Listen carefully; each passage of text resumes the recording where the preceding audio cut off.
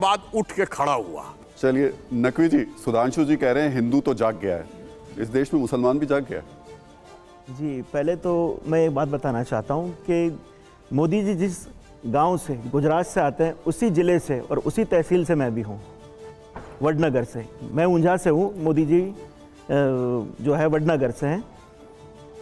मोदी जी के व्यक्तित्व में सबसे बड़ी चीज़ ये देखी जाएगी कि इतनी छोटे सी जगह के ऊपर और कोई पॉलिटिकली सपोर्ट नहीं, इनकी जो फैमिली थी वो कोई पॉलिटिकली सपोर्ट नहीं रखती थी, फिर भी आज उनके अंदर और उनकी ऊर्जा ने जहां इनको पहुंचाया, पहले गुजरात के चीफ मिनिस्टर बनते और फिर भारत के, और भारत के बनने के बाद इनको, मैं जहां तक सोचता हूं, मोदी जी को एक बंधन में ना बांधें।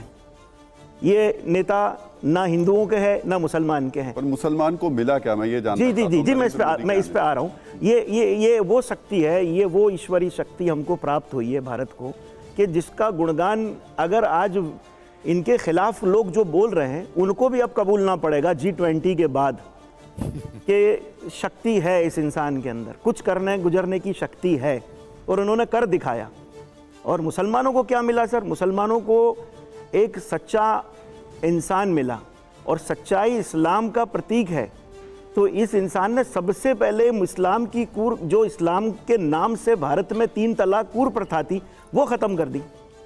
लेकिन जब प्रधानमंत्री ने 3 तलाक को ख़त्म किया, उसके बाद तो उन्हें बहुत आलोचनाओं का सामना करना पड़ा। क्या किसी कुरीति को मिटाना सामाजिक जिम्मेदारी नहीं है? सर, G20 को लेकर भी अभी जो है बातें गलत हो रही है, कुछ दिन बाद गुणगान होंगे, तो उसी तरीके से जो है वो 3 तलाक की बात कर रहा हूं। हाँ, मैं उसी पे कह रहा हूँ। तो वो देखिए, हर चीज़ का कुछ दिन बाद बेनिफिट पता चलता है। अच्छा, जो खिलाफ थे, इन्हें पूछा जाए कि आपकी बेटी या आपकी बहन या आपकी माँ या आपकी बहू के साथ अगर ये होता तो आप क्या कहते? ये तो जिसके साथ बीतता है उसे पता चलती। और इस्लाम के नाम से एक और प्रथा थी, जबकि कई इस्लामी देशों में इसको प्रतिबंध कर दिया गया है। कहीं इस्लामी देशों में ये प्रतिबंधित है, कहीं इस्लामी देशों ने इसको प्रतिबंध किया है। और भारत में ये करना बहुत बड़ी बात है, क्योंकि आज जिसके पास खुद की विचार शक्ति ना हो और एक दृढ़ ताकत ना हो, तो ये डिसीजन लेना बहुत मुश्किल था। 70 सालों में कई सरकारें रहीं, ऐसा डिसीजन किसने लिया? सिर्फ मोदी जी ले सकते थे। लेकिन दीपक बोहरा जी, आप कई देशों में राजदूत रह चुके हैं, हाई कमिश्नर रह चुके हैं, विदेश नीति को आप ए से लेकर जेड तक बखूबी जानते हैं, बहुत अच्छी तरीके से जानते हैं। कई देशों में आप प्रधानमंत्री के सलाहकार भी हैं। बतौर प्रधानमंत्री की विदेश नीति को आप किस तरीके से देखते हैं? आभारी हूं कि आपने ये मौका दिया आपके शानदार चैनल पर पार्टिसिपेट करने का। आप तो हमारे बेस्ट एंकर हैं। आपका channel is the best in Asia. Naqvi ji, अगला सवाल आपके लिए। देश का आदर्श कौन है, औरंगजेब या छत्रपति शिवाजी महाराज? छत्रपति शिवाजी। महाप्रकाश की यात्रा है जी, लेकिन जब ये बातें शुरू होती हैं, जब बार बार सनातन शब्द का जिक्र होता है, जब बार बार हिंदुत्व का जिक्र होता है, जब बार बार हिंदू राष्ट्र का जिक्र होता है, तो इस देश में रहने वाले बाकी धर्म के लोगों के मन में क्या कुछ असुरक्षा की भावना आती है कि देखिए अब तो हर जगह सिर्फ सनातन की बात हो रही है, हिंदू राष्ट्र बनाने की बात हो रही है? देखिए, जब भारत आज़ाद हुआ और आज़ादी के बाद हमारे देश में से 2 हिस्से हुए, एक हिस्सा पाकिस्तान और एक भारत तो मौजूद था, पाकिस्तान का हिस्सा हुआ।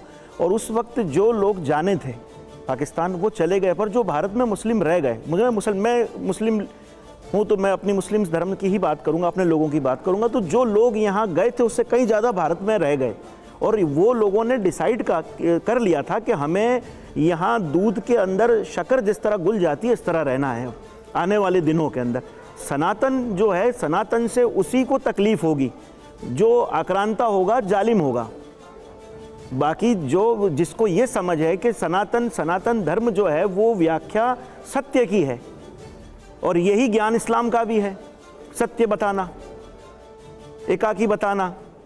तो जब तकलीफ किसे है? ये तो वो लोगों को तकलीफ है जिन्हें आज जो इस्लाम का जो ये चोला ओढ़कर जो दिखाया जा रहा है, हकीकी इस्लाम तो ये नहीं है।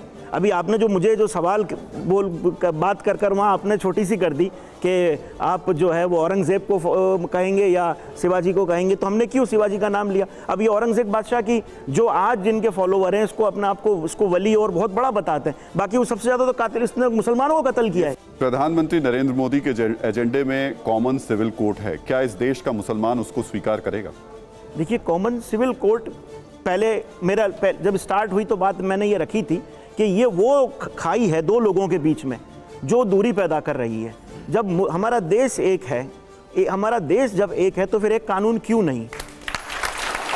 सवाल ये खड़ा हो जा रहा है कि विपक्ष लगातार ये आरोप लगाता है कि नरेंद्र मोदी सरकार की योजनाएं जितनी भी चल रही हैं उसका फायदा एक तबके को तो मिलता है लेकिन एक तबके को नहीं मिलता है, क्या ये सच है?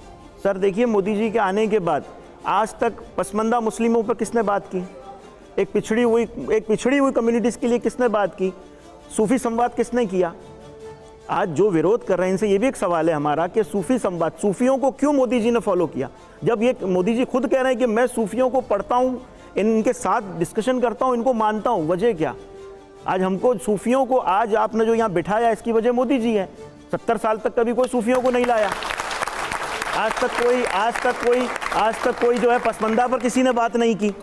अब पसमंदा मुस्लिमों का जो रोना है आज उसको आज तक किसी ने नहीं कहा। क्यों मोदी पहली मर्तबा 370 हटने के बाद आपको पता है कि मुहर्रम का जुलूस निकला और सूफियों के बेज में है। ये मुहर्रम को मानना सूफियों के बेज में है। आज 70 साल के बाद लगभग 70 साल के बाद ये जुलूस निकला। नकवी जी, अगला सवाल आपके लिए। भारत में अल्पसंख्यक खतरे में,